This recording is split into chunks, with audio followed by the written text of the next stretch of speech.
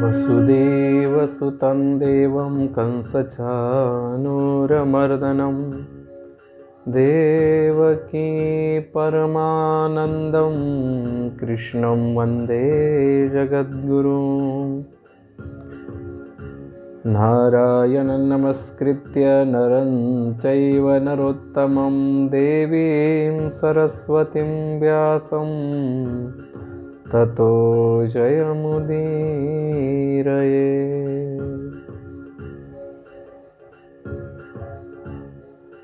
अज्ञानतिमिरान्धस्य ज्ञानाञ्जनशलाकया चक्षुरुन्मीलितं येन तस्मै श्रीगुरवे नमः।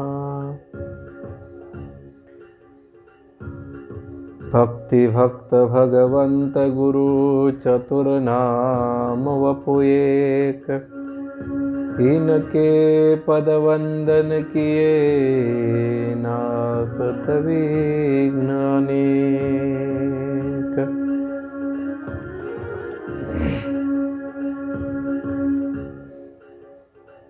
भक्तवांछा कल्पतरु भक्तवत्सल करुणावत्सल श्री श्याम सुंदर के चरणों में शत शत नमन करते हुए, अनेक महापुरुषों के चरणों में शत शत नमन करते हुए, आज यह परम मंगलमय अवसर जो हम लोगों को प्राप्त हुआ है, इस अवसर को सार्थक करते हुए स्वामी जी महाराज जी का जो एक छोटी सी पुस्तिका है, हे नाथ मैं आपको भूलूं नहीं, उस पुस्तिका में स्वामी जी महाराज जी ने जो लिखा है कि हे नाथ मैं आपको भूलूं नहीं, तो इसी पर पुकार करते हैं, इसी पुकार पर आज विचार विनिमय करते हैं। किस प्रकार से इस पुकार को पुकारना चाहिए, कैसे भाव से पुकारना चाहिए। यदि मन में भगवान के प्रति कोई भाव ही नहीं है, भगवान के प्रति कोई लगाव ही नहीं है, तो भाव ही नहीं बनेगा, भगवान के प्रति श्रद्धा नहीं बनेगी तो भाव नहीं बनेगा, और जब भाव नहीं बनेगा तो पुकार उठेगी नहीं हृदय से। बच्चे को जब भूख लगती है तो वह हृदय से पुकारता है, ऐसे ही हमारे हृदय में श्रद्धा प्रकट हो जाए, विश्वास हो जाए, तो उसके बाद में जो पुकार उठेगी हृदय से वो बड़ी विलक्षण होगी। और उसी पुकार के लिए स्वामी जी महाराज जी कहते हैं कि भगवान केवल स्मरण मात्र से मिल जाते हैं। एक बार उनका स्मरण करे सच्चे हृदय से तो भगवान दौड़कर आते हैं, और दौड़कर आकर हृदय भगवान भक्तों को हृदय से लगाते हैं, बड़े प्रेम से लगाते हैं हृदय से। और उसी भगवान को बुलाने के लिए स्वामी जी महाराज जी ने यह महामंत्र हम लोगों को दिया है। सब लोग श्रवण करेंगे इस महामंत्र को, और एकांत में जाकर, अकेले कमरे में जाकर, और इसको सुंदर ऐसे आसन बिठाकर और उसके ऊपर बैठकर आंख बंद करके शांत हृदय से बड़े प्रेम से और भाव के साथ भगवान को पुकारते हुए कहेंगे, हे नाथ, हे मेरे नाथ, मैं आपको भूलूं नहीं। क्योंकि भगवान केवल स्मरण मात्र से आते हैं। अच्युतः स्मृति मात्रेण, कल ही हमने श्रवण किया, भगवान केवल स्मरण मात्र से भक्त की तरफ दौड़कर आते हैं। विष्णु सहस्त्र नाम में भी वर्णन आता है, सुंदर ऐसा प्रथम श्लोक आता है, यस्य श्रवण मात्रेण जन्म संसार बंधनात् विमुच्यते नमस्तस्मै विष्णवे प्रभविष्णवे।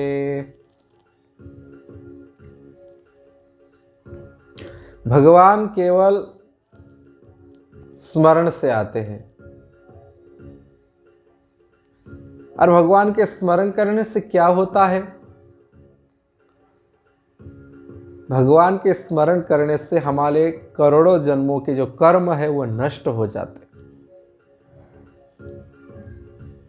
किसी के मन में आएगा कि महाराज जी अनंत करोड़ों जन्मों के हमारे कर्म है, पाप है, वो एक पुकार से कैसे नष्ट हो जाएंगे? तो स्वामी जी महाराज जी बहुत सुंदर उदाहरण देते हैं कि एक गुफा होती है, उस गुफा के अंदर करोड़ों वर्षों से अंधकार है, तो उस अंधकार को दूर करने के लिए क्या करोड़ों वर्ष लगेंगे? नहीं, केवल एक तिल्ली जलाने मात्र का समय लगेगा बस। या किसी के पास में बैटरी है, टॉर्च है, तो बस उसका स्विच ऑन करने की देरी है, बस स्विच ऑन हो गया, प्रकाश होते ही अंधकार तत्क्षण नष्ट हो जाता है। ईश्वर अंश जीव अविनाशी, जन्म कोटि, क्योंकि हम ईश्वर के अंश हैं। अपने प्रेमी को या जाति को याद करने में समय नहीं लगता है, वो याद आती है। और ऐसे हमारे जाति के जो भगवान है, उनका स्मरण करने से वो दौड़कर आते हैं और अपने भक्त को उबार लेते हैं। और ऐसे भगवान की पुकार करने के लिए स्वामी जी महाराज जी ने हम लोगों को सुंदर ऐसा ये उपाय बताया है। स्मरण के सिवाय किसी वस्तु की, किसी उद्योग की जरूरत नहीं है। क्योंकि स्वामी जी महाराज जी बहुत सुंदर उदाहरण देते हैं कि कुंती माता ने भगवान से कहा कि देखो तुम्हारे भाई वन में दुख पा रहे हैं, तुम्हें दया नहीं आती? भगवान कृष्ण का और कुंती का क्या नाता है पता? कुंती भगवान की बुआ है। इतना प्रेम का नाता है, कितना अपनापन है। भगवान को पास में बिठाकर उलाहना देती है कि तुम्हारे होते हुए मेरे पुत्र जंगल में दुख पा रहे हैं, तुम्हें दिखता नहीं है क्या?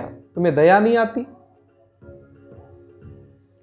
तो भगवान ने यही उत्तर दिया कि बुआ जी मैं क्या करूं, मैं तो तैयार बैठा हूं कि कोई मुझे पुकारे और मैं दौड़कर चला जाऊं। परंतु युधिष्ठिर ने सब कुछ दांव में लगा दिया, पर मेरे को याद नहीं किया। युधिष्ठिर जी को जब दूत में दांव लगा रहे थे, तो उस समय भगवान को याद नहीं किया, बस जो मन में आए, जैसे आए वैसे लगाते गए।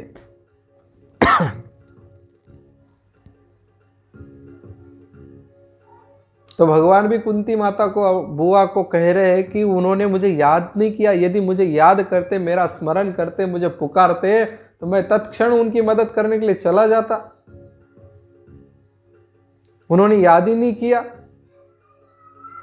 ना तो युधिष्ठिर ने याद किया, ना भीमसेन ने याद किया, ना अर्जुन ने, ना नकुल सहदेव ने, पांचों ने भी याद नहीं किया। पांचों में से कोई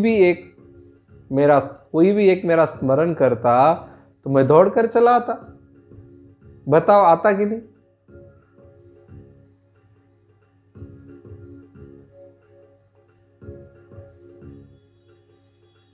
कम से कम एक बार सच्चे हृदय से याद करे तो भगवान तत्क्षण आ जाते हैं, उसी पल उसी क्षण आ जाते। कमी तो हमारी रहती, हमारी पुकार की कमी है, हमारे अपनेपन की कमी, हमारे विश्वास में कमी है।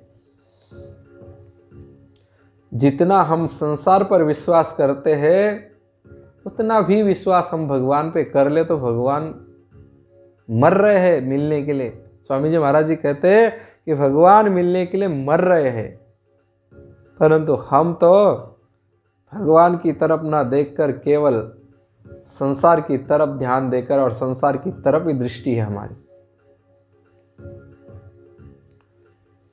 और वो देखो द्रौपदी, स्वामी जी महाराज जी कहते हैं द्रौपदी भी देखो, द्रौपदी ने जब हृदय से भगवान कृष्ण को पुकारा है तो भगवान उसी क्षण आ गए हैं। द्रौपदी ने भी बहुत सहारा लिया है, द्रौपदी ने कोई सहारा कम नहीं लिया। जब तक संसार का सहारा लिया है तब तक भगवान आए नहीं है।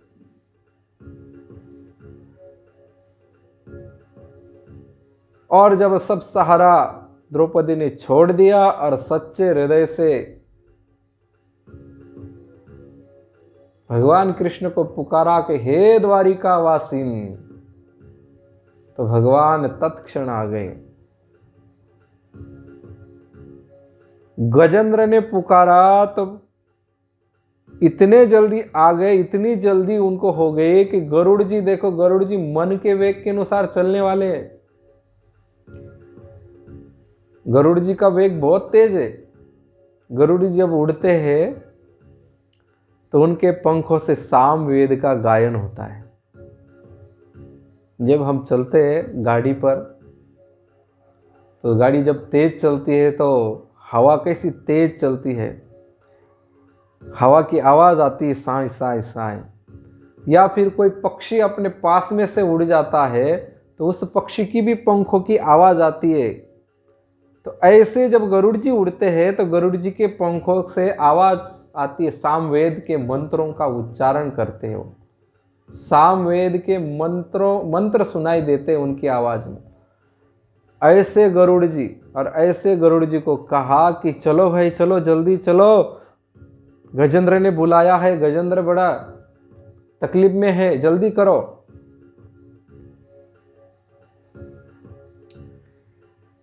एक संत बड़े प्रेम से इसका वर्णन करते हैं। भगवान कृष्ण भोजन कर रहे थे,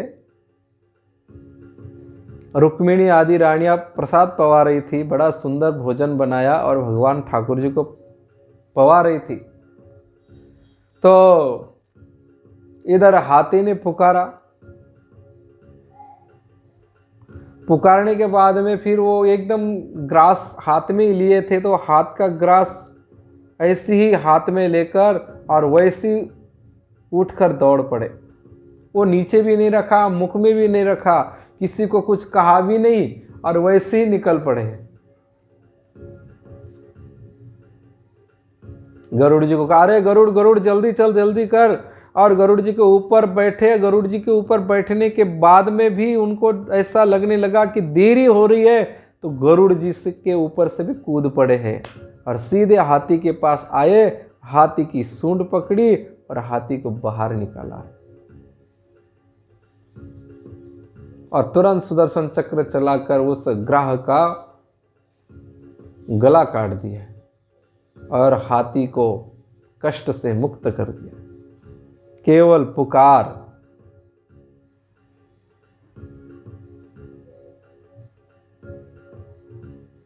केवल पुकार।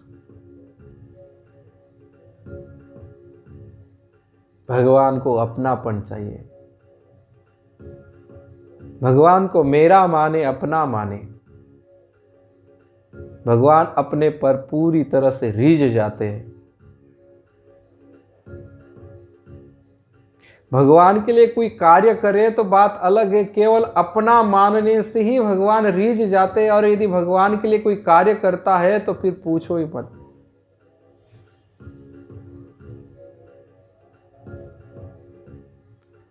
इसी प्रकार से द्रौपदी ने भी भगवान को पुकारा, हे द्वारिका वासी जल्दी आओ, मेरी लाश तो कहाँ जा रही है, तेरी लाश जा रही है।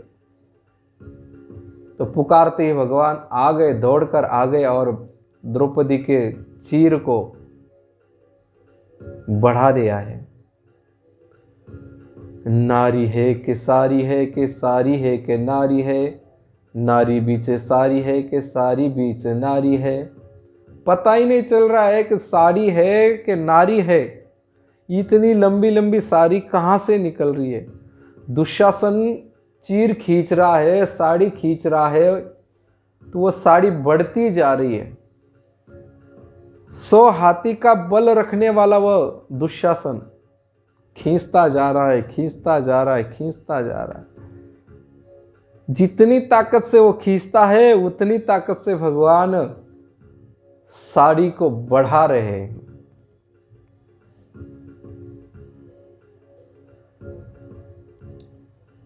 कोई संत कहते हैं, बहुत बड़ी पांडवों की सभा लगी हुई थी इंद्रप्रस्थ में, और भगवान का अग्र पूजन किया जा रहा था। भगवान को विधि विधान के साथ, मंत्रों के साथ पूजन कर रहे थे भगवान का। इतने में भगवान के बुआ का लड़का भगवान को गालियां देने लगा। लंबी कथा है। तो भगवान ने सुदर्शन चक्र निकालकर उसका शिशुपाल का वध किया, तो हाथ में थोड़ा सा चक्र लग गया। इतने में द्रौपदी दौड़कर आई और अपना इतना महंगा वो जो पहन रखा था, द्रौपदी ने जो महंगी साड़ी पहन रखी थी, उस साड़ी का पल्लू फाड़कर, चीर फाड़कर और वो भगवान के अंगुली में लपेट दिया है। काफी लोग थे पर किसी ने कुछ ऐसा नहीं किया, द्रौपदी ने किया। तो भगवान ने कहा कि हे द्रौपदी, मैं तेरा ऋणी हो गया। जितने तंतु, जितने धागे इस चीर में, मेरे उंगली में जो चीर बांधा है, इस चीर में जितने धागे हैं, उतने धागे के रूप में मैं साड़ी प्रदान करूंगा। भगवान ने मन ही मन सोच लिया, क्योंकि भगवान अंतर्यामी, भगवान को तो सब पता है कि आगे क्या होने वाला है। ऐसे भगवान एक पुकार से आ जाते हैं।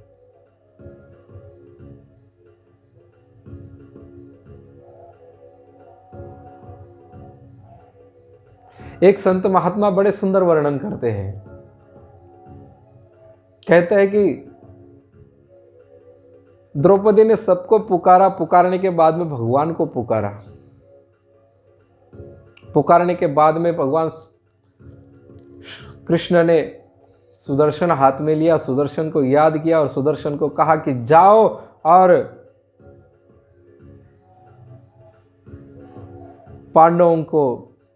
पांडवों की गर्दन उड़ा दो।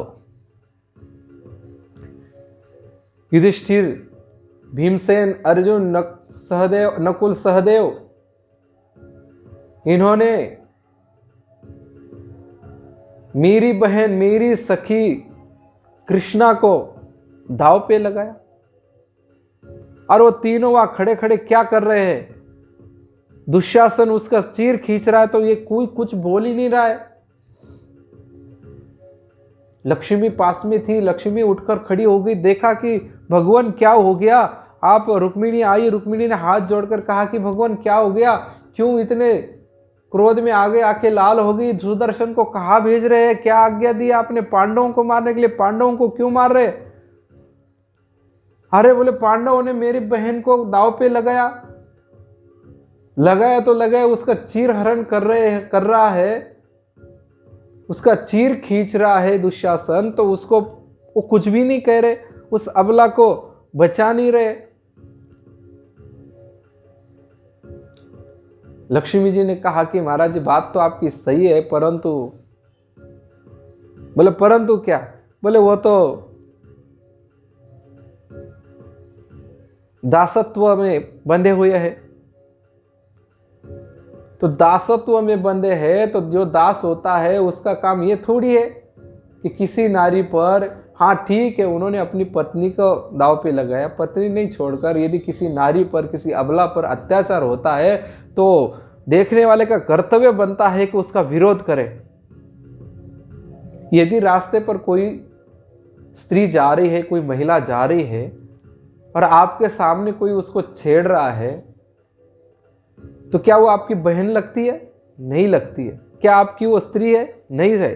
पर फिर भी आपका क्या कर्तव्य है? उस अबला की रक्षा करना, उसके पास जाना, जितनी अपने में शक्ति है उतना विरोध करना।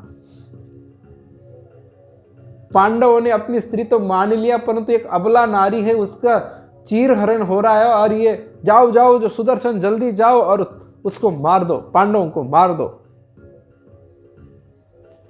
सुदर्शन चला सर्र करके, रुक्मिणी ने कहा अरे सुदर्शन दो 1 मिनट तक, क्षण भर रुक जा। बोले अब क्या है देवी? बोले आप रुक्मिणी जी ने कहा कि आप थोड़ी देर के लिए स्त्री बन जाओ।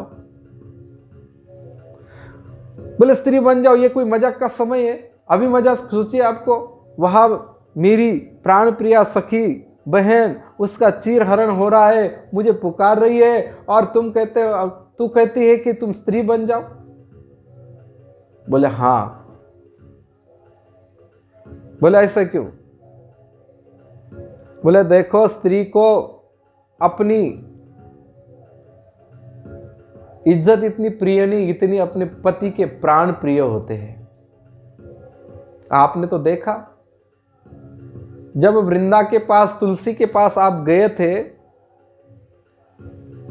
तो आपको पत्थर बनना पड़ा, इतना सब कुछ आपके साथ हुआ, आप सब जानते हैं, आपके साथ सब घटनाएं घटी है, फिर भी आप दोबारा वही काम करने लगे। पतिव्रता थी वृंदा, उसके पति के साथ छल किया तो क्या हुआ? उसके पति को मरवाया तो खुद को पत्थर बनना पड़ा।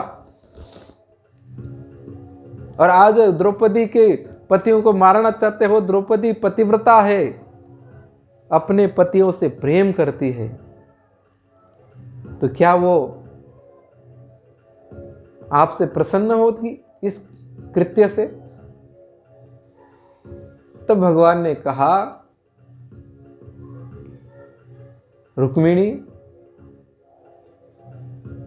जब जब तू मेरे साथ नहीं होती है ना, तो मेरे से गलतियां होती है। उस समय विष्णु के रूप में मैं वृंदा के पास गया, पर तुझे साथ में नहीं लेके गया। जिस अवतार में तू नहीं होती ना, तो उस अवतार में गलतियां हो ही जाती। अच्छा किया तूने मुझे सावधान कर दिया और सुदर्शन को वही रोक दिया, और भगवान स्वयं जाकर चीर बढ़ाए। ऐसे संत महात्मा अलग अलग अपने भावों से भगवान की कथाओं को बड़ा सुंदर रूप देते हैं। तो ऐसे कहने का तात्पर्य है कि द्रौपदी ने जब पुकारा तो भगवान तुरंत चले गए। ऐसे ही स्वामी जी महाराज जी कहते हैं कि यदि भगवान से मिलना है तो सच्चे हृदय से दृढ़ता पूर्वक कहते रहो, हे नाथ मैं आपको भूलूं नहीं।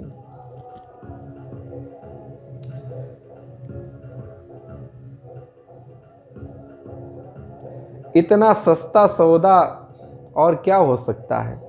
केवल एक पुकार मात्र से, एक चाहना मात्र से, एक अपनेपन से भगवान मिल जाते हैं। बताओ इतना सस्ता सौदा कहाँ हो सकता है? अरे साधारण सी वस्तु संसार में लेने जाओगे तो उसके लिए पैसा कमाओ। पैसा कमाने के लिए आप लोगों को पता ही है कितनी मेहनत करनी पड़ती है, कितनी भागदौड़ करनी पड़ती है, तब कोई पैसा इकट्ठा होता है और उसके बाद वस्तु को लाना पड़ता है। पैसा इकट्ठा हो गया, महाराज स्वामी जी महाराज जी कहते हैं मेहनत करनी पड़ती है, मेहनत करने के बाद पैसा इकट्ठा होता है, पैसा इकट्ठा होने के बाद में प्रारब्ध चाहिए। प्रारब्ध में पैसा पड़ा है और प्रारब्ध में वस्तु नहीं है तो नहीं मिलेगी। तो संसार के वस्तु को प्राप्त करने के लिए अनेक कष्ट है, परंतु भगवान को प्राप्त करने के लिए केवल एक पुकार है। इतना सस्ता सौदा है। साधन तो इतना सुगम पर फल इतना महान। देखो साधन तो एकदम छोटा सा है, कमरे में जाकर आसन लगाकर बैठकर केवल सच्चे हृदय से दृढ़ता पूर्वक भगवान को पुकारना है, हे नाथ, हे मेरे नाथ, मैं आपको भूलूं नहीं, इतना ही कहना है। कितना सुगम साधन, कितना सरल है, कितना महान यह साधन है। इतना सुगम काम भी हम न कर सके तो क्या करेंगे। इतना सरल साधन हम नहीं कर पाएंगे तो और क्या करेंगे हम। इसमें न तो पैसा खर्च होता है न कोई परिश्रम होता है। संसार की वस्तु प्राप्त करने के लिए पैसा खर्च करो, परिश्रम करो, न जाने क्या क्या करना पड़ता है, और यहां तो इतना परिश्रम भी नहीं। इसलिए आपसे यह कहना है कि सब सुबह नींद खुलने से लेकर रात्रि नींद लेने आने तक हरदम कहते रहो, हे नाथ, हे मेरे नाथ, मैं आपको भूलूं नहीं। यह कहना शुरू कर दो। आपके मन में भगवान का जैसा स्वरूप जचा है उसको याद करो और यह लगन लगा दो। यदि राम जी का स्वरूप जचता है या फिर कृष्ण भगवान का स्वरूप अच्छा लगता है या गणेश जी का या नरसिंह भगवान का, किसी किसी को नरसिंह भगवान भी अच्छे लगते हैं, पर किसी को डर लगता है नरसिंह भगवान से। नरसिंह भगवान का रूप बड़ा विचित्र है। लक्ष्मी रात दिन भगवान विष्णु के पैर दबाती है। लक्ष्मी कांतम कमल नयनम योग हृदयानगम्यम। लक्ष्मी हमेशा साथ में रहती है, चरण दबाती है। वो लक्ष्मी भी डर गई। भगवान का जो नरसिंह रूप है वो नरसिंह रूप देखा तो वहां से दौड़ गई।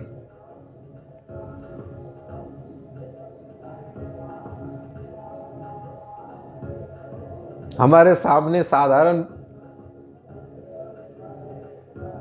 बाघ में आ जाए तो भी हम डर जाते हैं, तो सिंह आए तो कांपने लगेंगे, पसीना पसीना हो जाएंगे। मीराबाई जी को पूछो, सिंह आया तो कोई डरी हो?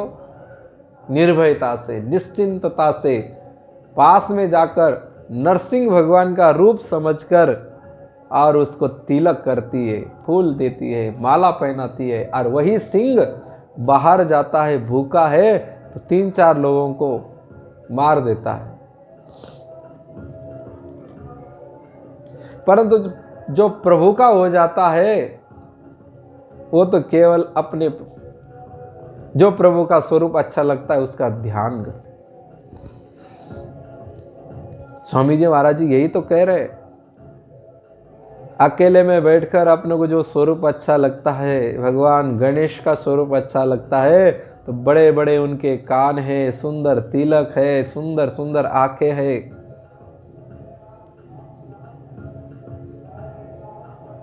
सुंदर उनकी सूंड है, सूंड से मोदक पकड़कर मुख में ले रहे हैं, बड़े प्रसन्न हैं।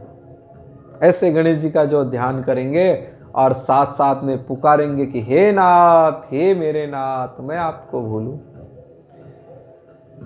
भगवान कृष्ण का भी स्वरूप बहुत सुंदर है। सुंदर उनकी अलके है, पलके है, सुंदर मुकुट है, श्याम वर्ण है, पीतांबर ओढ़े हुए हैं। भगवान कृष्ण के स्वरूप का जितना वर्णन किए उतना कम ही है। श्री राम जी का स्वरूप भी कितना सुंदर है। नयनाभिराम, नयन कितने सुंदर है। सुंदर मुकुट धारण किया है, हाथ में धनुष बाण लिए हुए हैं। तो स्वामी जी महाराज जी कहते हैं कि जिसको जो रूप अच्छा लगता है उसी रूप का ध्यान करते हुए पुकार करो, हे नाथ, हे मेरे नाथ, मैं आपको भूलूं नहीं। यदि समय कम है तो सुबह उठ जाते हैं तो उठते ही याद करो। सुबह जैसे हमारी नींद खुलती है वैसे ही उठकर बैठ जाओ, आंख बंद कर लो और पुकारो, कहते रहो, हे नाथ, हे मेरे नाथ, मैं आपको भूलूं नहीं। जो भी काम कर रहे वो काम करते रहो और मुख से यही पुकारते रहो, यही बोलते रहो। इसमें अपने आप को खो दो, भूल जाओ अपने आप को कि मैं इस जाति का हूं, मैं इस घर का हूं, मैं इसका पति हूं, बेटा हूं, पिता हूं, ये सब भूल जाओ। इस घर का मैं मालिक हूं, इस फैक्ट्री का मैं मालिक हूं, ये सब भूल जाओ। अपने आप को भूल जाओ। स्वामी जी महाराज जी क्या कहते हैं कि अपने को खो देने के बाद में फिर सब काम, संसार का जो भी काम है वो अपने आप ठीक हो जाएगा। कोई कहते हैं ना कि महाराज जी हमारा व्यापार अच्छा नहीं चलता है, दुकान अच्छी नहीं चलती है, नौकरी नहीं मिल रही है, घर में पीड़ाएं बहुत है, बीमारी बहुत है, सुख शांति नहीं है, कितनी कितनी सारी परेशानियां हैं।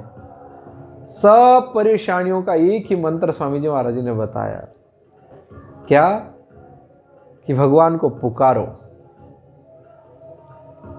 और भगवान को पुकारते हुए कहो कि हे नाथ, हे मेरे नाथ, मैं आपको भूलूं नहीं। भगवान ने गीता में अर्जुन को कहा है, तस्मात् सर्वेषु कालेषु मामनुस्मर युध्य च। अर्जुन को गीता सुनाई, कब सुनाई? जब युद्ध करना है, युद्ध के पहले उसको मोह हुआ है, उसका मोह दूर करने के लिए गीता सुनाई। और उस गीता में कहते हैं कि तू युद्ध कर। अर्जुन ने कहा कि भाई मैं सब कुछ छोड़कर सन्यासी बन जाऊंगा, साधु बन जाऊंगा और भिक्षा पर निर्वाह करूंगा। कितनी अच्छी बात है। भगवान कहते हैं ना, पंडितों जैसी बातें मत कर। भागना चाहता है कर्तव्य से भागना नहीं। तो क्या कह रहे हैं कि तस्मात् सर्वेषु कालेषु, सब काल में मेरा स्मरण कर। क्या कहते हैं? सब काल में मेरा स्मरण कर। और मेरा स्मरण करते हुए युद्ध कर। ये नहीं कहा कि ठीक है मेरा स्मरण करता रहे और कर्तव्य छोड़ दे। मेरा स्मरण करते हुए कर्तव्य का पालन कर। माम अनुस्मर युध्य च, मेरा सब काल में सुबह से लेकर शाम तक, शाम से लेकर सुबह तक मेरा स्मरण कर और स्मरण करते हुए युद्ध कर। ये नहीं कहा कि युद्ध करते करते युद्ध मत कर, तो केवल मेरा भजन कर ना। कहा कि युद्ध करते हुए मेरा भजन भी कर और मेरा स्मरण भी कर। इसका तात्पर्य हुआ कि समय पर तो काम धंधा करो और हरदम भगवान को याद करो। आप शुद्ध हो, अशुद्ध हो, अच्छे हो, मंदे हो, स्वस्थ हो, बीमार हो या धनी हो, निर्धन हो, कैसे ही क्यों ना हो, केवल भगवान को याद करो, हृदय से याद करो, प्रेम से, एकदम आर्त होकर। जब व्यक्ति पर कोई संकट आता है तो एकदम आतुरता से, एकदम सच्चे हृदय से, दृढ़ता से पुकारता है। कोई पानी में डूब रहा हो तो डूबते हो जब ऊपर आता है तो कितना ताकत लगाकर एकदम हृदय से पुकारता है, आवाज लगाता है कि मुझे कोई बचाओ। ऐसे ही स्वामी जी महाराज जी कहते हैं कि हृदय से पुकारो, आर्त भाव से, एकदम आर्त होकर। कोई ठौर ठिकाना नहीं है संसार में हमारा, केवल एक भगवान ही है, और ऐसे भगवान को आर्त भाव से पुकारो।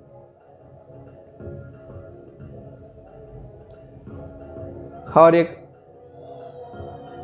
अंतिम और सरल सुगम उपाय बता रहे, क्या? रोकर भगवान से कहो, हे नाथ, हे मेरे नाथ, मैं आपको भूलूं नहीं। केवल भगवान की याद मात्र से कल्याण हो जाएगा। आप केवल पुकारो और उनका स्मरण करो, इतने से कल्याण हो जाए। लगन आपकी और कृपा भगवान की है।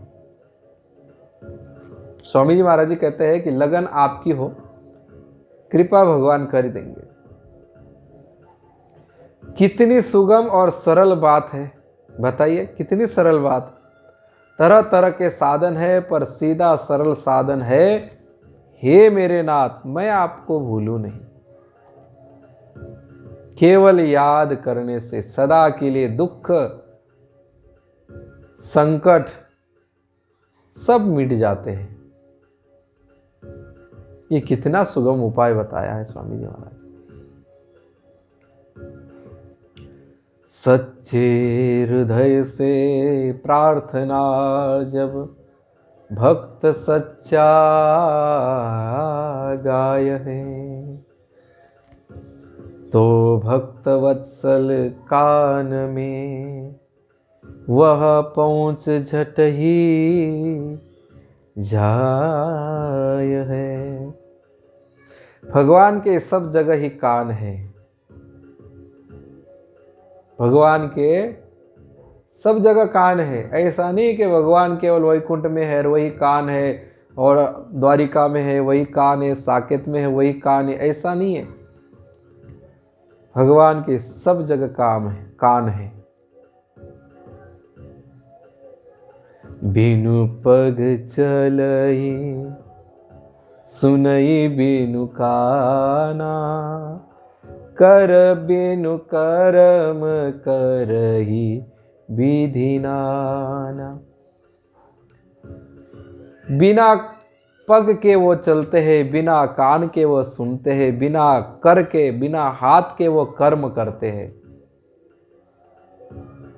इसलिए भगवान के सब जगह कान है। सर्वतः श्रुतिमान, सर्वतः श्रुतिमल्लोके।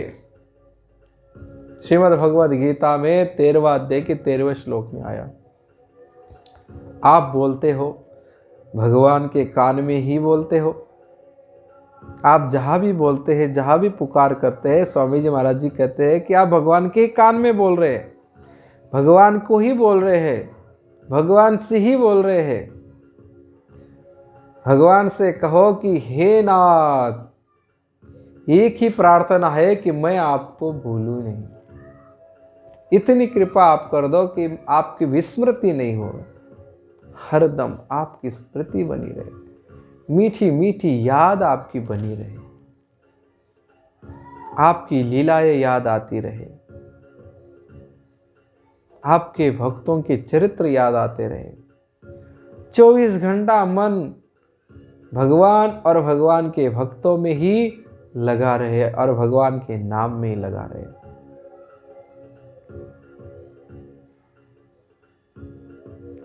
इसके सिवाय मेरे को न धन संपत्ति चाहिए, न मान बढ़ाई चाहिए, न संसार में यश कीर्ति चाहिए, न प्रसिद्धि चाहिए, कुछ नहीं चाहिए मेरे नाथ। बस एक ही बात चाहिए कि आपको भूलूं नहीं, आपका स्मरण होता रहे। एक ही बात में आपका सब काम हो जाएगा, कोई काम बाकी नहीं रहेगा। ना संसार का, न इहलोक का, न परलोक का, सब काम पूरा हो जाएगा। अभी से कहना शुरू कर दो। स्वामी जी महाराज जी कहते हैं जब कान में पड़ गया कि ये मंत्र इतना विलक्षण है तो उसी समय चालू कर दो मन से और उसी समय पुकारने लग जाओ कि हे नाथ, हे मेरे नाथ, मैं आपको भूलूंगी। तो अपने लोग भी अभी से चालू कर देते हैं, अभी से ही भगवान को अपना मानकर और उनसे यही पुकार करते हैं, यही कहते रहेंगे, हे नाथ, हे मेरे नाथ, मैं आपको भूलूं नहीं।